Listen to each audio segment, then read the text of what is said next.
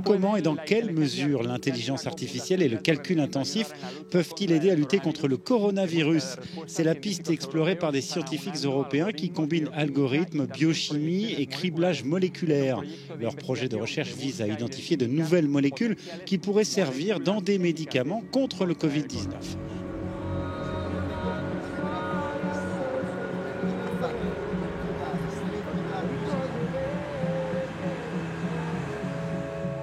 Dans ce laboratoire italien, les informaticiens exploitent la puissance des supercalculateurs pour contrer la pandémie.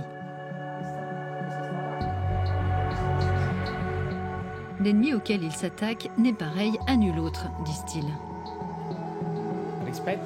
Comparé aux autres virus sur lesquels nous avons travaillé, par exemple le virus Zika, le coronavirus est plus complexe.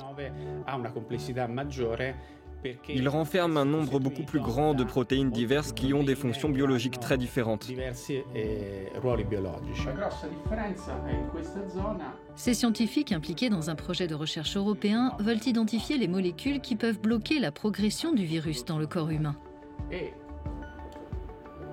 Pour faire le tri dans leur immense bibliothèque de quelques 500 milliards de molécules et déterminer les plus prometteuses, ils exploitent des superordinateurs capables d'en traiter jusqu'à 3 millions par seconde.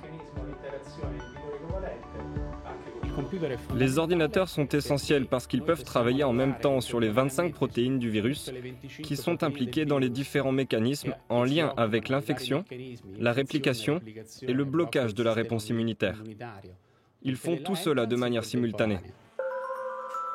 Cette quête de molécules efficaces contre le Covid-19 s'appuie aussi sur les supercalculateurs pour générer et analyser des modèles et structures de protéines 3D expérimentales s'inspirant des pathogènes pandémiques.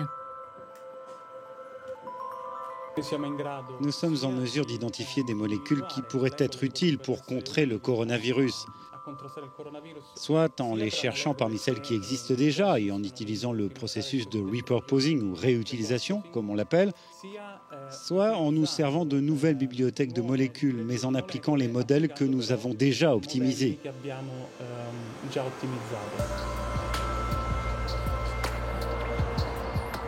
Après leur identification, les molécules prometteuses prennent la direction de la Belgique.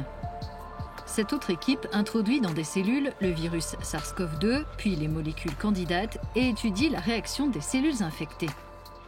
Ces travaux sont en partie menés dans une installation automatisée unique qui fonctionne à basse pression pour que la matière biologique ne s'échappe pas. Le potentiel d'une molécule donnée peut être évalué en 48 heures.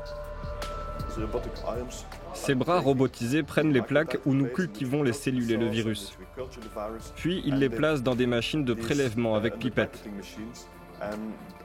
Après un certain temps, le virus est placé sur les cellules et ensuite, les bras robotisés les introduisent dans un incubateur à 37 degrés où elles restent 2 jours. Après ça, les bras sortent les plaques de l'incubateur et les mettent dans un microscope automatisé qui les observe et contrôle si certains composés bloquent le virus.